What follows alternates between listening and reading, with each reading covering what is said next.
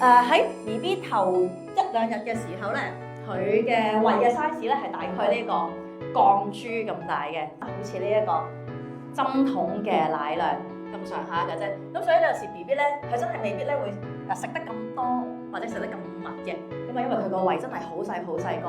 咁好啦，到佢隔多幾日啦，咁去到第6日咧，佢個胃咧大概係咁上下大啦，彈波咁樣，咁咧佢就可以飲多啲奶啦，去到20至到30 ml 嘅。咁去到10日左右啦，其實 BB 嘅發展速度都非常之快喎，已經可以去到個乒乓波咁大。咁佢飲奶嘅 size 咧，亦都可以咧去到50 ml，大概係呢一個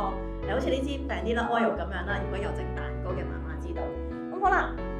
再大啲咯喎，差唔多半月啦，咁佢就好似個雞蛋咁大啦。咁所以咧，我哋都會認識一下 BB，其實佢個胃咧都會慢慢咧逐步咁樣咧增大，所以唔需要咧過分咁樣去 push 佢不停咁樣飲奶。